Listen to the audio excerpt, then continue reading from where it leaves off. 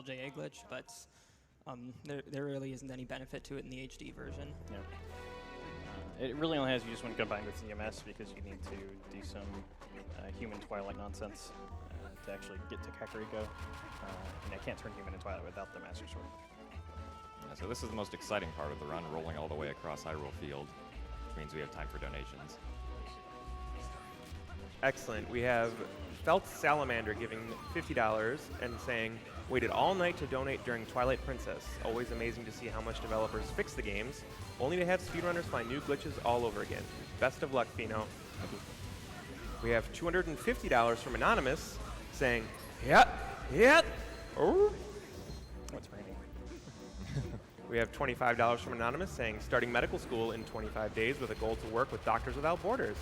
For now, time to relax and enjoy one of my all-time favorite Zelda games. Good luck, Fino. Thank you. I've never seen it start storming here before. Yeah, it's actually really rare for it to storm here. That's interesting. I hope that's not a bad omen. I hope not either. Also, earlier, Fino did this long jump attack that seemed kind of pointless back in Hyrule Field. That actually was skipping a mailman trigger. The mailman comes and gives you a letter, basically. Or actually, he doesn't give you a letter. He just tells you, there's a wall this way, don't go this way. But we can actually just LJA right past it. So I'm actually going to encounter him later. Basically, it's a forced one. So if you're looking forward to the postman, don't worry. We'll still get this game. But when I skip that one, I actually the game still has other checkpoints for him, and I need to skip one more if I skip that one. And I'll be doing that after Elden Twilight. The spread is bad. Okay, it worked out.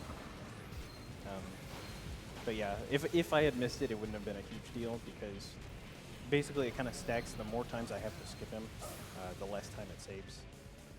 Because it's just a short encounter too. So as long as I get it again after Elden, it'll be around 1 second save. Sometimes when I warp, and this is an advantage of the HD version, sometimes when I warp I can actually use the gamepad to select the warp. It's faster than using the analog stick to actually select it with the cursor. Unfortunately, I can't zoom in on sub-regions with it, so it's really only useful when I need to warp within a sub-region. So you'll be seeing it a lot in Lake Helia, or Linear Twilight. But for the most part, I'll be doing it just like that, where I just browse to it like normal. Yeah, so this is the second Twilight section of the run, the Elden Twilight. Each Twilight section gets progressively longer as the game wants you to do more stuff before you begin collecting tiers, and the tiers are just more spread out in each preceding section.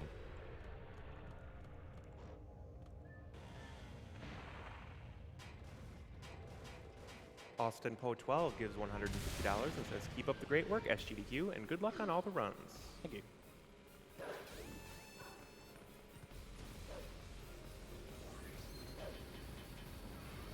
So now we're just heading over to Kakariko, where most of the Elden Twilight bugs are. There are a few in Death Mountain now. It is actually possible as Wolf Link to just like run straight through the gate through the center. Looks kind of funny, but unfortunately it's really precise, and so digging under the gate is pretty much going to be faster every time you try to do it. And I actually did another Minitech skip there after I warped the bridge. There's one right when I land from the warp on the bridge, but I just jump attacked before she had a chance to talk to me.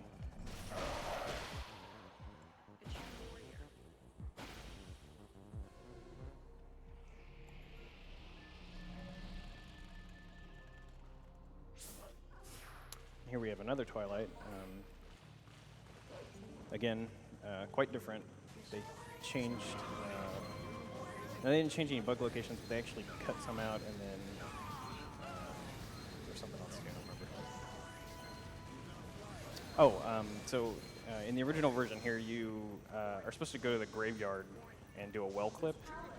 That, for whatever reason, was fixed, even though it requires you to be human to do it. Yeah, so we won't be able to do that. I couldn't do it anyway because I don't have the Master Sword to turn human. But it's very strange that they changed that. Yeah, also because the graveyard bug was removed, it's faster to just warp back to Kakariko after getting the basement bugs.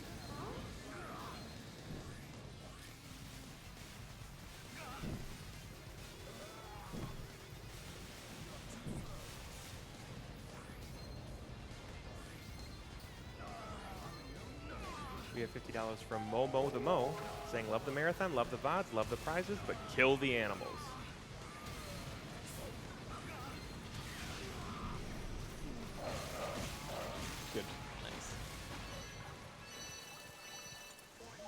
room is really small, and with the distance between each bug, sometimes you'll like bonk into a wall and you won't be able to get them all in just free jumps.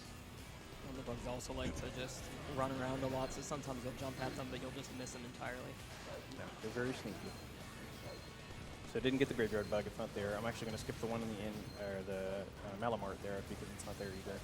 There is one here in the inn. Normally there's two, but they removed the back one. So I'm going to jump down and light the torch and then grab the bug and leave.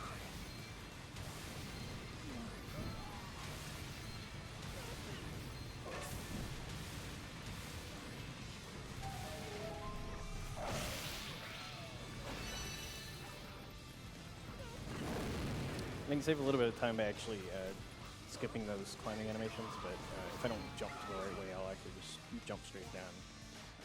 So I usually just skip it. Oops. So on this roof, we're going to do some dash slides, or dash cancels, to just preserve our dashes so we don't have to wait for the cooldown timer. Yep. Oops. Box. Yeah, a lot of this run is trying to optimize your dashes whenever you're in a small area. Basically, I'm trying my best to avoid walking for a long period of time without a dash, or at least walking at a slow speed. So I'll do things like that, where I dash and then I immediately cancel it, so that when I hit the ground, I can dash it in.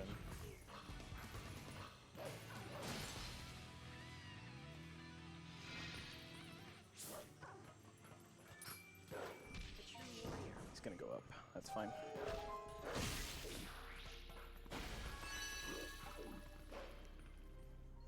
$50 from Dan221 saying, keep up the great work, Fino.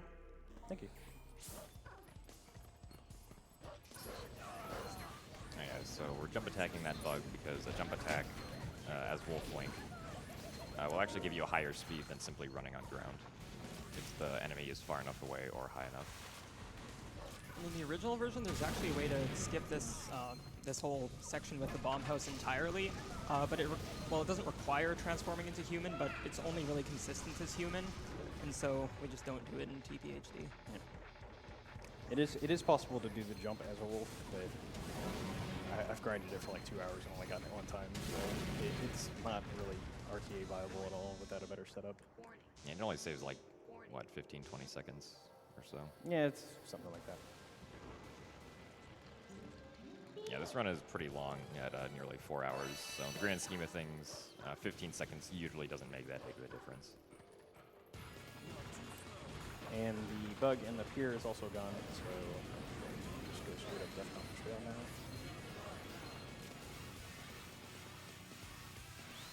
So we have time for more donations. Lots of running. Sounds good. We have $155 from Anonymous. Been watching Games Done Quick for years. Shout out to everyone behind the scenes that makes this event run so smooth. This donation goes to Runner's Choice. Do you have a Runner's Choice? Yes, I'm donating for the Kingdom Hearts runners to sing Part of Your World. Awesome. I think I just heard Spike. We have $150 from Elder Big Dave saying, enjoying the stream. I get to point out to my 11-year-old son some of the games I played to death as a kid. My son wants everyone to know it's been so much fun watching you folks play. $30 from Dragon Pasta saying, thanks for feeding my Zelda obsession. This event is the greatest.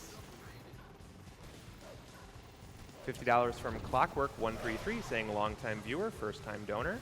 I've watched GDQ for about 3 years now, but I've been unable to donate. I'm glad to finally be able to contribute in what small way I can.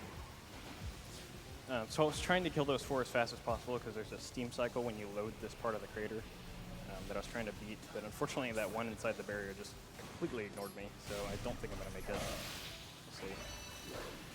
Nope, that's okay. Usually I don't have to wait here, but again, just kind of got screwed by the RNG on that one.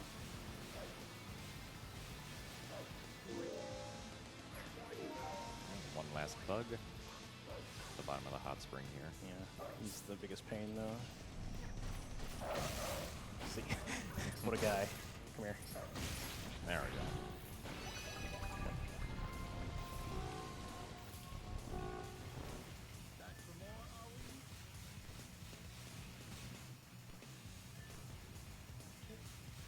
Yeah, so now we're gonna go and get our horse back after it was stolen by some Volplins.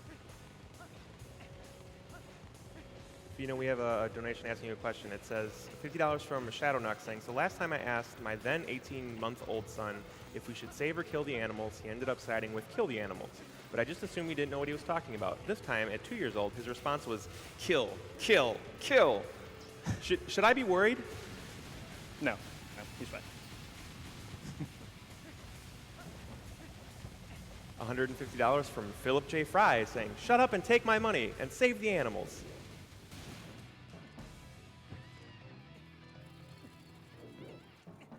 $150 from Anonymous saying, managed to be on vacation at the same time as GDQ. Thanks to everyone there for what they do and for the awesome speedruns. Managed to be? Pretty sure you planned that one. I was a tiny bit nervous doing that trick. Basically what I did was, normally you have to trigger the Goron to talk there, and that's what makes Renato actually talk to you here, and then you can tame Epona. But you have to wait for the Goron to knock you off, because once he talks to you, you're kind of locked in there. However, if I do a quick spin into the cutscene, it lets me move during the cutscene, and I can just drop down immediately, which saves a handful of seconds. The reason I was worried is because when you drop down, if you somehow grab the gate, your game will just straight soft lock. So we're glad that didn't happen.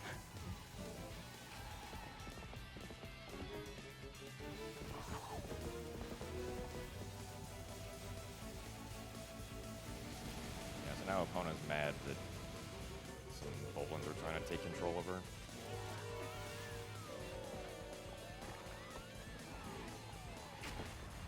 So now we're going to go through this section where basically the game's going to try to throw us off, but we have to hold certain directions on the analog stick. But it's the exact same pattern every time, so not really a challenge to it. I had failed it before though. It's a little bit tricky because there's a bit of a delay on the actual inputs. You have to push the direction a little bit after it shows up, otherwise you'll fall off. So this is where the route really deviates from a casual player's route. Normally you would go back and get the Iron Boots now. However, I'm going to do a glitch to go straight into Linear Twilight. We will still be getting the Iron Boots, just not right now. Before we do that though, I need to dodge the mailman once more. He really wants to give me some mail, but I don't want it. He's pushy mailman, I tell ya. Here we're going to do an LJA. What this actually does is this actually jumps... Oh, dang. Oh, well. Hey! Hey!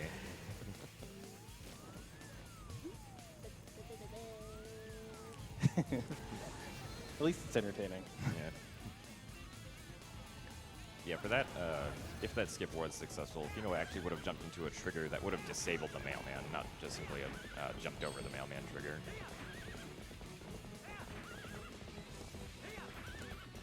That's all right. We've got Doctors Without Borders. Here I'm just doing spur management to get to over by the rocks. Yeah, so if Epona runs over like any enemies, they pretty much just instantly die. So if you remember the milk from the beginning of the run, we're going to be using it here. Everybody knows that milk gives you strong bones. We're going to need strong bones to survive this. Yeah, so normally there's some rocks blocking the way that we need bombs to get past, but with a little diving and some strong bones, we can actually just put Epona down here and grind out. And there we go.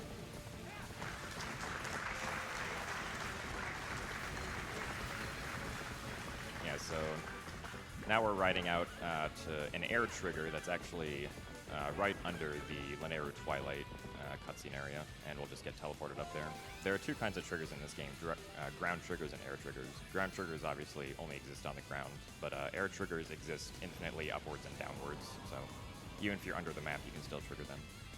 And we'll be using that some more later. Yeah. So Minna wants to talk to me here, but there's actually a Keese that always spawns in the same area, and I can actually get an LJA off the Keese right there and jump out of the trigger. If it wasn't for the Keese, actually the jump attack doesn't go far enough to actually get out of the trigger. But the Keese, thankfully, gives us a little hand there. I don't pick up any ascents, there's no real reason to. I will pick up some later that are required, but all the ones that just kind of show you where to go are just that, they just show you where to go. while you're running, we have $50 from Peanut Allergy 22 that says, just had to donate during the Twilight Princess run, one of my favorite games in my favorite series. Looking forward to watching it get demolished. $50 from Zero saying, thank you to everyone for your hard work.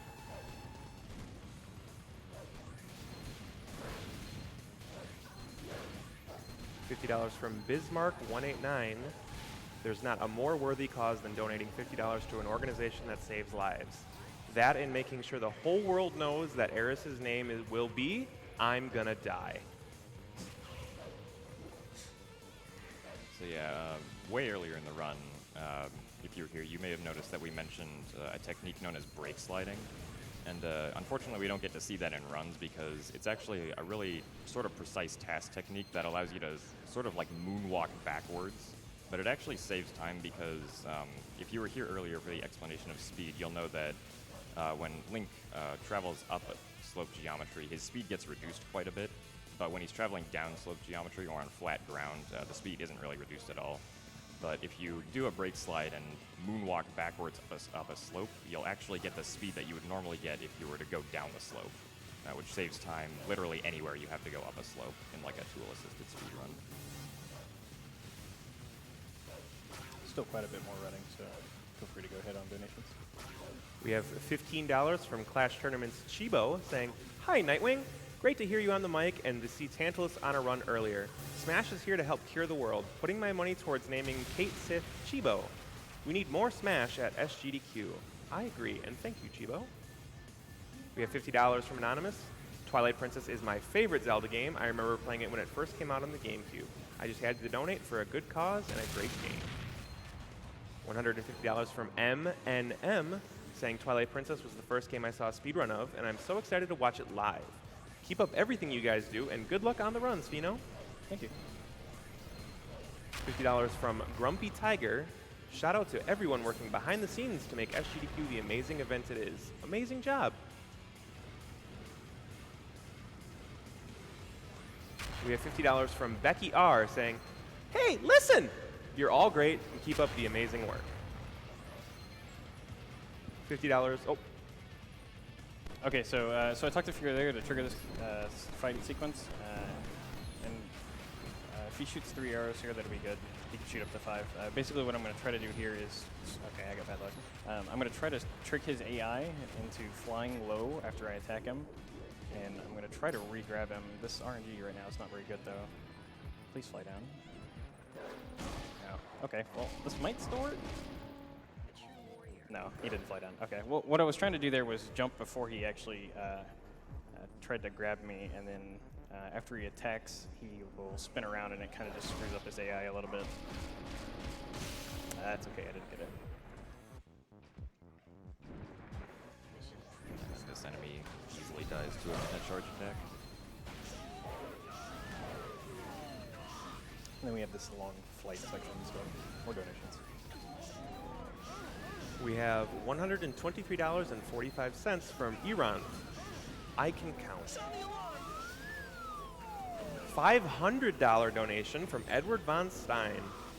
When I saw that stained glass style Zelda quilt, I knew I had to enter the running for that.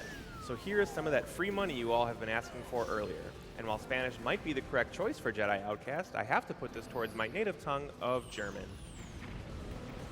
$75 from Meg43. I always look forward to GDQ events, since Zelda games were what got me into speedrunning. It only seems right to donate during a Zelda game. Thank you for a week of amazing speedruns. GoGo Gadget 9992 gives $150, says, had to donate during my favorite Zelda game, which also happens to be the first GDQ run I ever watched back in 2013 with MoFat. As a medical professional, it makes me so proud to see the community come together for such an important cause. Way to combine my two favorite things, medicine and video games. $50 from Gilly249. I look forward to GDQ every time, and was most excited to hear about this Twilight Princess run. Good luck with the rest of the run, Fino. Thank you. All right, so it is possible to actually do a clip in this area with the Kargarok and then fly straight to the loading zone, which saves a few seconds because the map is normally like a zigzag that we have to go through, but it's really precise, so it's not done in RTA.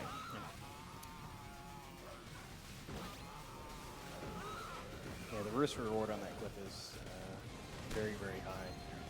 Only saves a couple seconds, and the chance that you're going to bonk on the wall and fall down is really high, so I just don't want to do it. Hey, Chad is just asking the couch to reintroduce themselves. If you could go ahead and give a roll call again, that'd be great. All right, I'm Gymnast86. And I'm Hornlets. And I think Just letting you know you guys are doing a great job, and everyone says so. so that midna jump right there, Midna actually did talk to me before the midna jump, but for some reason, just that one, I can't do the midna jump on it, where I jump to her before she actually gets to the thing. I don't know why, there's just not a frame there where you can jump. Just that one is fixed. The rest of them work fine. Yeah, there's usually some weird exception to Twilight Everything. Princess mechanics. Yeah. In some way, shape, or form. Alright, these guys like to troll me a lot. Put that one okay. A lot of times they'll get real close to the barrier wall, and even if I target them in like a parallel to where they are, sometimes you'll just hit the wall for no reason and then have to redo the fight. So we're gonna go back to Death Mountain, which I got the warp for earlier. This is actually my first trip to Death Mountain, so the meteor is going to fall, which is normally supposed to happen right before you enter Quad Mines. However, I've already set the flag to make the meteor warpable. That actually happened in the tunnel with the Cargarok when I was flying. So what's going to happen here is the meteor is going to fall, and then I'm going to just walk right up and warp it away. And it's kind of interesting from a dialogue perspective, because Minda right here says, "Whoa, that was close," and then you walk up to it and she's like, "Well, this thing's been here a while," even though it just dropped.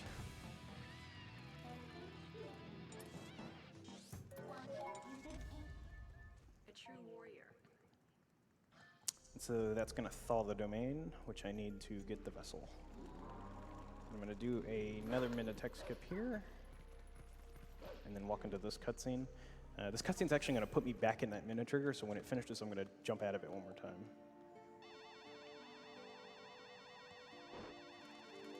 Yeah, so there is actually a way to skip this cutscene also, but you only do it once, and because you come through this area twice, there's no reason to try, since you wouldn't be able to do it the second time.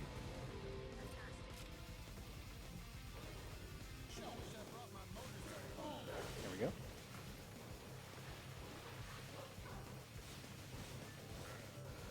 Now we get to ride the water slide all the way down to the Leneru vessel.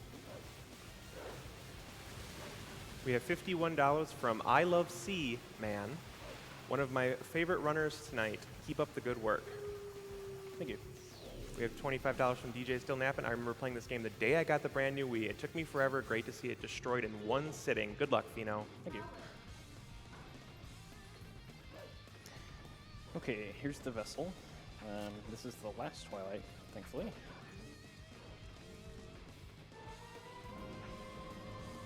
In this Twilight, there's actually one bug that just straight up got moved, and I'll be showing him in a minute. And it's actually good that he got moved, because he's quicker to get now.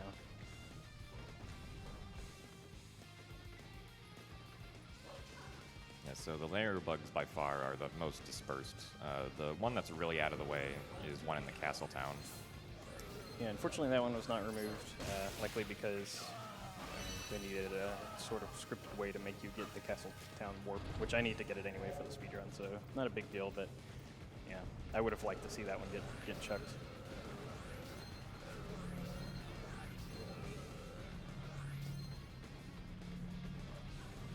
Okay, this one is kind of annoying sometimes. Okay, they both behave.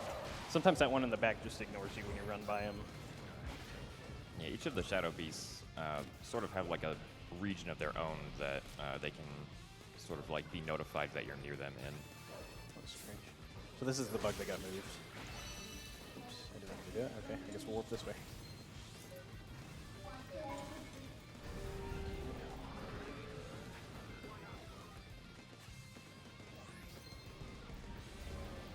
$15 from Marissa38. Thanks to all the runners for supporting a great cause. Excited for this Twilight Princess run.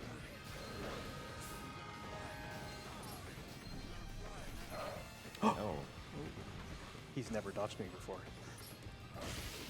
he's adapting. That was very surprising. I'd never seen him dodge me there. Yeah, using that bug, it's possible to skip the cutscene with Rutella that we watched earlier, but doing so kills the bug, and then you can't skip the cutscene the second time. And that was actually only discovered like a few days ago by a runner named Habrino, who did it accidentally. So this bug is really avoiding. Usually he's really nice to me, actually. That's kind of surprising as well. Yeah, yes.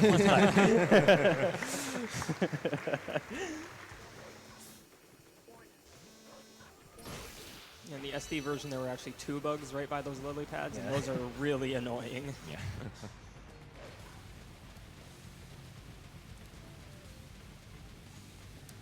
Yeah, in the SD version, if you ever see like a +30 linear Twilight split, it's because of those bugs.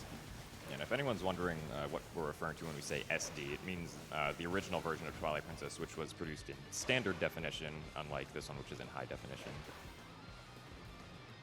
Just a little way for us to distinguish within the community which one we're talking about. Although I still call this one TP all the time, and people are like, what?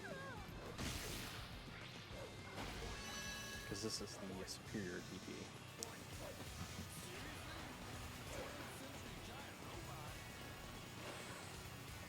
We have time for more donations now. Yep, long run to Castletown.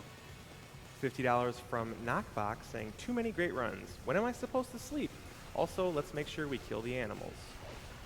$200 from Matty Bow. Always enjoy the Zelda runs. Be sure to go for those swag points. Absolutely. $25 from Silver Moon 9000.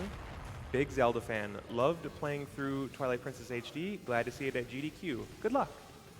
Thank you. We have no comment, but $50 from a raccoon from Twitch chat.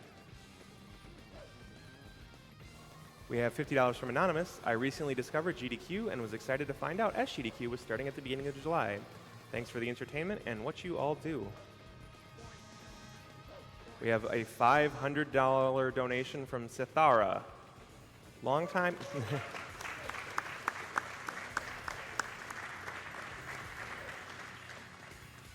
Long time watcher, but first time live.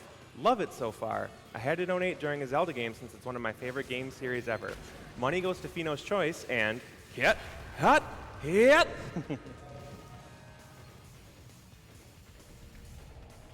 SGQ from the state right below you, Iowa. Twilight Princess was the first game I have ever played, and I am beyond glad to see it now. Good luck to Fino, the most polite speedrunner ever, saying a thank you after every good luck. Thank you. $10 from Anonymous, that was. So this is the Shadow Beast fight that's kind of scripted in here due to being forced to get the Castletown bug. I believe the portal here actually doesn't even exist in any other state of the overworld except this one. Yep, that's correct. Just in State D. A true warrior. So I'm going to do some interesting movement in Castletown here. Jim, if you want to explain. Oh yeah, so the default movement in Castletown is actually really slow. Even if you do a dash, your speed gets hindered very quickly down to around 25. So instead you just do consecutive dash cancels to preserve your speed a little bit better, because the initial dash is still very fast, but then it just tapers off really quickly. Try to get this side up here. Oops. That didn't work. Good. So I try to hit the, I try to break the box on the far right side there because the bug will pop out away from me, and I need him to get on the ground. Until he gets on the ground, he's actually invincible, and I can't kill him.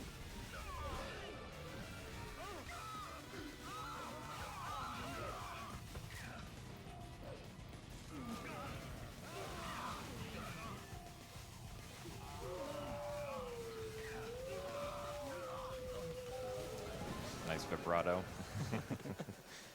Yeah, so when I do Howling songs, you just kind of have to be pretty close to it, and then you can just goof off at the end and it'll work. Yeah, generally the game will accept the song if at least 2/3 of it is correct. Now we're actually gonna...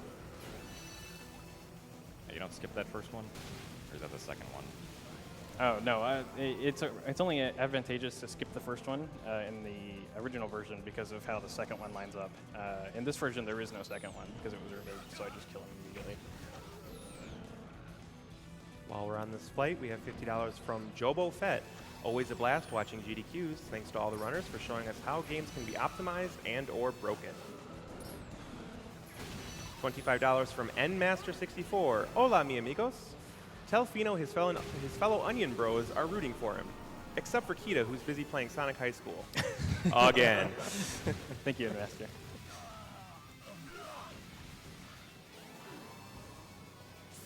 Alright, yeah, so they're routing for this Twilight. We do that card reflect there because it spawns us back here when we fail it, and there's a bug right there. And so that was the second to last bug. And yeah, like Jim said, I drop off the air. I intentionally run into the wall so it'll drop me right there. It's also good because that's the closest bug to this final bug, so it just works out really well routing-wise.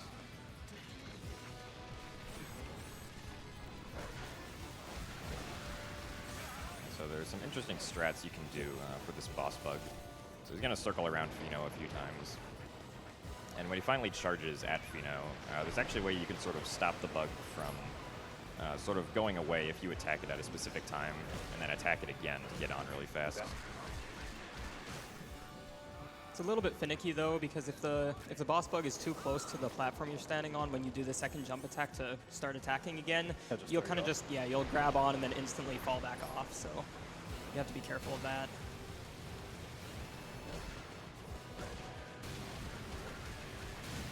And then I need to charge his legs here. As long as I grab one leg, it's fine. So what I'm going to try to do is charge the leg and then run into some collision in the back, and it's going to start the sequence of killing him and then immediately cancel it, which saves a little bit of time. So that was a perfect bug fight.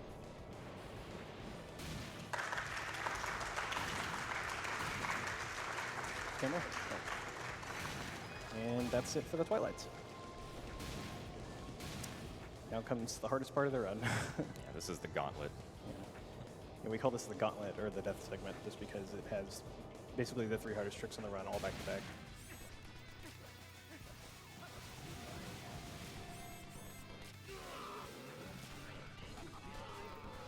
$50 from Avocado Asylum, simply saying, good luck, have fun.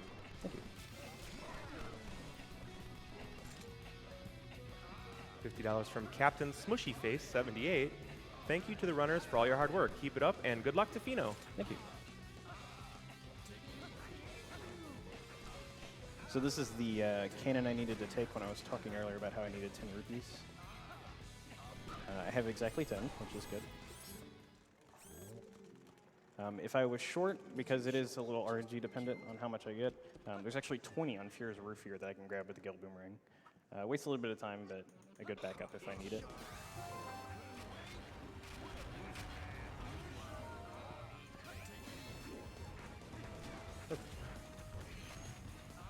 The unfortunately unused side roll was on display there. Yes.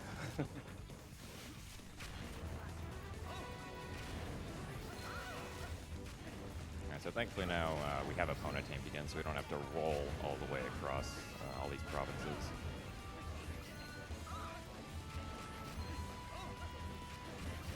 $50 from Sam B222. Had to donate during the Twilight Princess run. This is truly an amazing event, and it warms my heart to see how much good you're all putting into the world. The money goes to Kingdom Hearts 2 Level 1 Sephiroth battle because Sephiroth is truly the best waifu.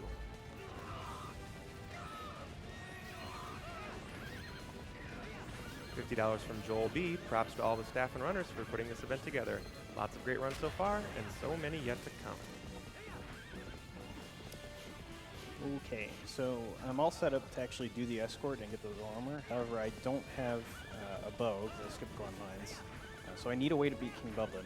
Thankfully, the game is programmed to take bomb arrows as hits for King Bublin, which includes bombs. So what I'm going to do right now is try to do a glitch to get to the bombs from the game. Normally, I'm not supposed to be able to get back to Zora's domain.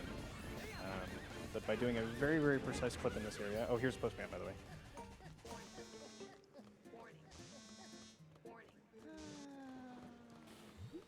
Sounds tired. That was the mandatory one I mentioned earlier. But I'm going to try to do a precise clip to get to a loading zone here that's actually blocked by a giant rock. Yeah, so this clip he's about to do is actually one of the most recently discovered clips for the game. It's actually a technique that works in multiple areas using a Kona. So basically what we're going to be doing is we're going to be clipping on the little lip of this ledge right here, just as it sort of combines into the ground below it. And so now Fino's going to be getting into a very precise position where this works, using some visual cues using the GUI on the right side of the screen. And so this clip does technically have multiple positions and angles, but they're all like very different. They're not like all lined up next to each other or anything. So you have to kind of wait for the camera to settle after turning with Epona sometimes. Just make this setup a little long. Now we back up Epona until we hit a certain position.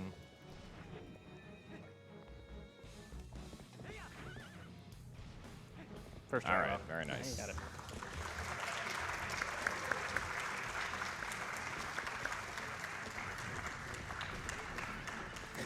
So yeah, things get a little crazy now. So Epona's designed to snap to collision.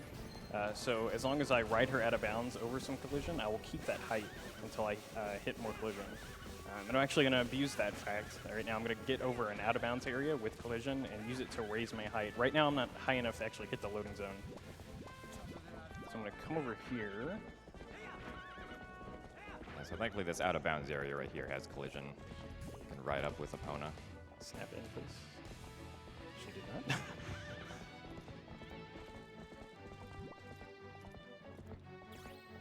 There we go. Oh yeah, these trees are fake, by the way. So I'm going to ride out right there, and it's going to put me just high enough to reach this loading zone with a backflip. There's actually no collision right there if you're wondering why I didn't fall down. That's actually past the loading zone to exit the area, and so they stopped putting collision. I actually do have to be a little careful here, because if I go too far to the left and hit the loading zone while still out of bounds, the game will actually panic and crash. So I'm going to try to aim in between the rock and the loading zone.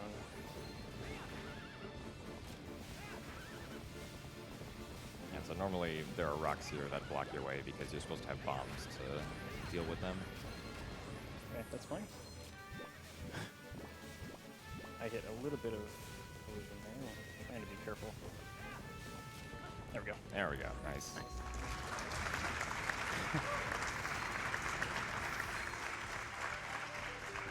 Yeah, so that's the first of 3 really hard tricks in this segment. Mega land dive.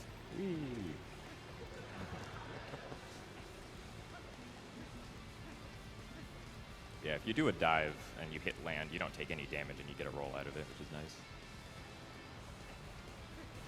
So this is the area of interest here. I want to play Aiza's minigame, which she gives you a bomb bag for. Unfortunately, to start the minigame, you need the bomb arrows to blow up some rocks.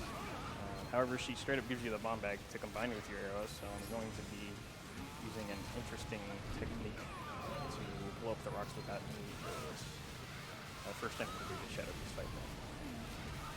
So we have time for 1 or 2 donations. $50 from Daniel Wood. I was trying to find a run to donate for, and I was forced to give this great Zelda run. $50 from Anonymous. Hey, SGDQ, third time donating to a GDQ, and the perfect time for this donation during the Zelda game with the most amazing soundtrack. Good luck to Fino and all the runners this week. Thank you. $25 from Constable Lemon. Shoutouts to my man, Nightwing. Sorry you have to watch Ganon get messed up in both Smash and Twilight Princess. Donation goes to Bustin as the favorite thing in Earthbound. Okay, here's the trick. Alright, so right now, Fino's going to be he's going to be targeting some very precise positions with the Gale Boomerang. And what this essentially does is this is going to create a path for the Gale Boomerang to go along that Fino will actually then throw a bomb into to blow up the rocks over there. So the Boomerang sort of acts as a carrier. Throw the bomb, Gale Boomerang catches it and brings it all the way over to blow up the rocks. Yeah, unfortunately it's very finicky, so if I'm even just very slightly off on one of them, the bomb will explode on the wall without actually breaking the rocks, which has just happened there. Yeah, thankfully you can move around while targeting the Boomerang, and your locked target positions don't get undone. Try again. It's okay, we have 30 bombs. And actually, if we run out of bombs, Aiza will give us more, so we have infinite bombs.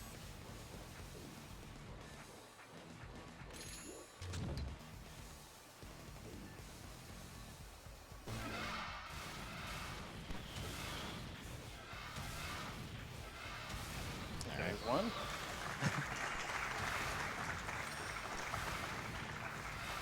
Yes, that's one. Yep, I actually have to do it twice, yeah. Yeah, there are 2 layers of rocks here. How dare they?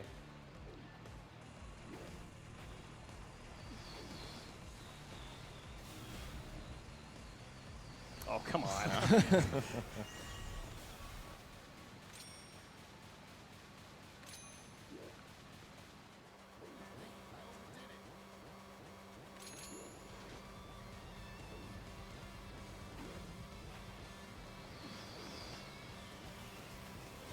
There it is. There we go.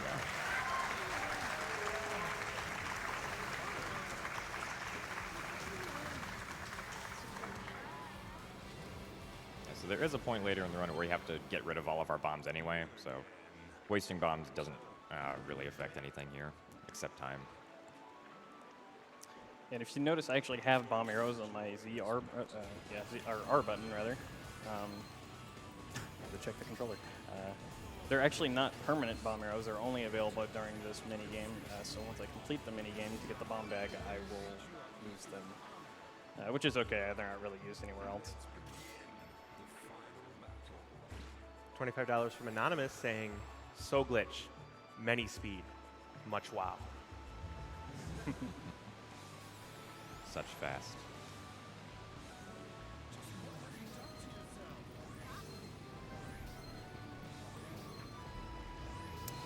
Firing the bomb arrows that I don't really have.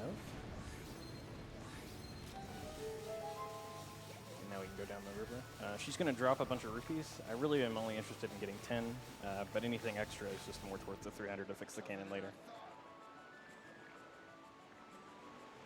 Also, yeah, the boat controls are kind of crazy. So if I like go off into a random tangent, it's because the boat decided that it needed to go that way.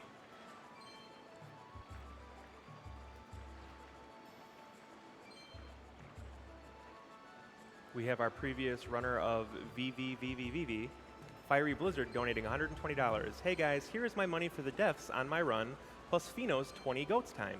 It was great to run in another GDQ, and good luck with the rest of the run, Pheno. Thank you.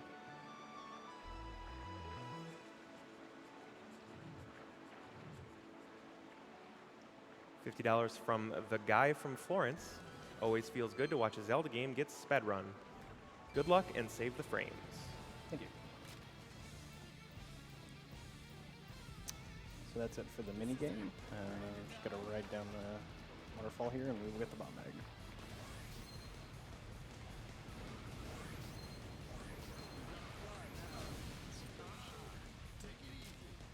So that was trick 2 of 3. We have the third one coming up.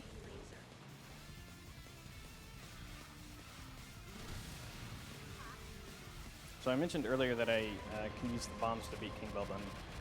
Unfortunately, because I don't have a bow to combine them with, I need to time the explosions of the bombs to explode exactly over King Belden's face right when I'm passing him. So there's really, really strict timing here. Very easy to screw up. So see how that goes. I'm actually going to save warp here to put me back in front of the spring. It's actually faster than walking back because Ninja's so slow in this area themselves. I mean, you could super swim. That is true. That is true. They actually ported Wind Waker HD's swimming into this game, and so super swimming does exist in this game. Unfortunately, it's not really useful. Yeah, to do super swimming in this game, you need to alternate the analog stick back and forth 30 times a second, which just isn't really humanly possible.